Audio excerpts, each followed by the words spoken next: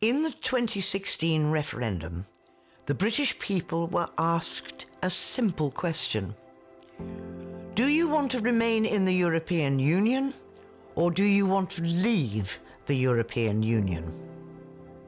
Remember what our political leaders told us before we voted? David Cameron said, "If we vote to leave, then we will leave. There will not be another renegotiation and another referendum. Think very carefully because the choice cannot be undone." Despite Project Fear, despite the best efforts of the political, media and international establishments, we still voted to leave. Remember the result? 17.4 million voted to leave, 16.1 million voted to remain.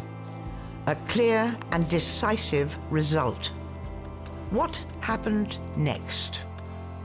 Remember what Mrs. May said? We don't want to be half in and half out of the EU. She said, no deal is better than a bad deal. We were told we would leave the EU on the 29th of March 2019, but nearly 3 years later, we are still no closer to leaving than the day after the referendum.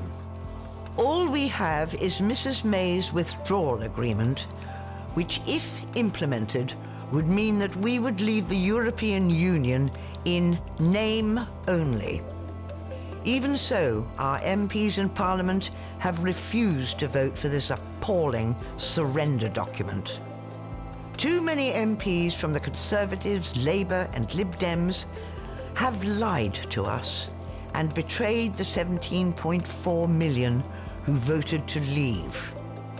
They want us to believe that it is just too difficult to leave the European Union. The problem isn't that it is too difficult, but that our MPs just don't want to do it. The European elections on the 23rd of May are only taking place because we haven't left the European Union. But it is the best opportunity for you to send a message to our MPs in Westminster. Our spineless government and MPs must stop asking the European Union, how can we leave? And start telling them how we are going to leave. Vote UKIP to say there must be no second referendum.